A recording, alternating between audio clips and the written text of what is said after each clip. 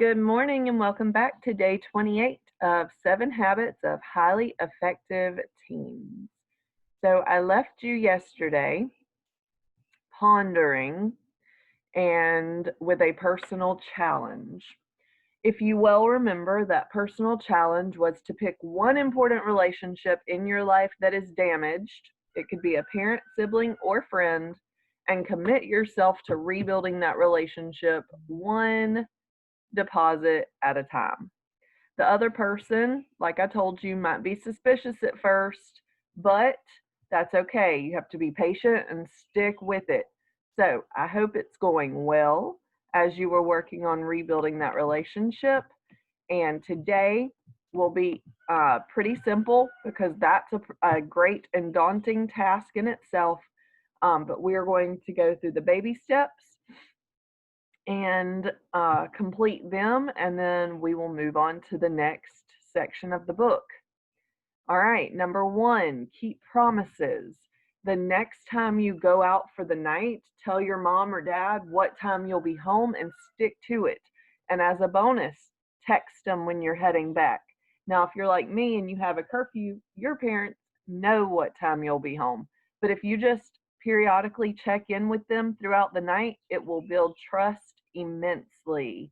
Number two, all day today, before giving out any commitments, pause and think about whether or not you can keep them. Don't say, I'll email you the notes tonight or let's go to the pool today unless you know you can follow through.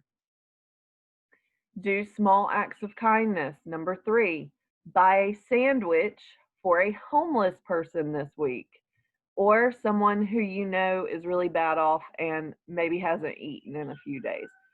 Um, there's always someone. There's always someone that you're just not sure if they have it. And you don't have to tell them you know they don't have it. All you have to do is be kind and give it to them.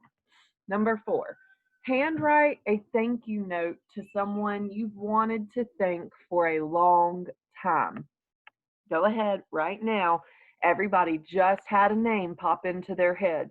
The person you need to thank is, say it out loud. You can do it. Okay, I want you to write a thank you note to that person and deliver it ASAP. Be loyal. Pinpoint when and where it's most difficult for you to hold back from gossiping. Is it with a certain friend, in the locker room, on social media? Come up with a plan of action and avoid gossiping. Number six, try to go one whole week saying only positive things about others online. This is a big character booster and builder.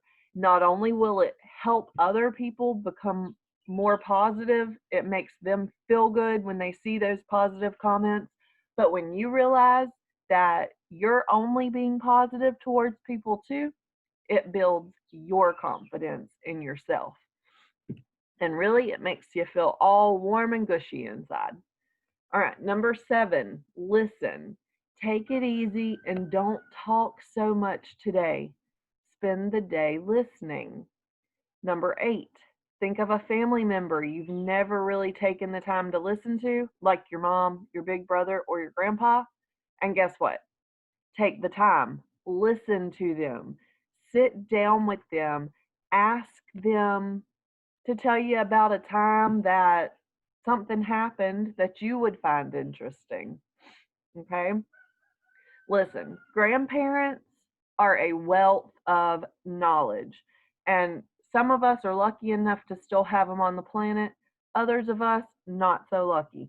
If you are one of those people who is lucky enough to still have a grandparent on this planet, take advantage of the fact that they are still here.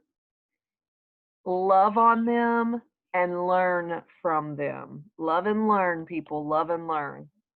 Senior citizens are incredibly intelligent and wise. At least most of them are, okay? And the good thing about it being your grandparents is that they only have the good in mind. If it's some random old person that you don't know, then they can lead you down any kind of road. But your grandparents, will only want the best for you. So everything they tell you will be wise, I assure you. Heed their knowledge. Okay, number 9. Excuse me. Before you go to bed tonight, write a simple message of apology to someone you may have offended. Excuse me. Okay? This is the hardest. This is the hardest thing that we do sometimes, telling people that we're sorry and actually meaning it. Okay? So write a simple message of apology to someone you may have offended. Okay, and last but not least, set clear expectations. Think of a situation where you and someone else have different expectations. Put together a plan for how to get on the same page. Write down what's their expectation, what's my expectation, and how can we collaborate and meet in the middle. Okay?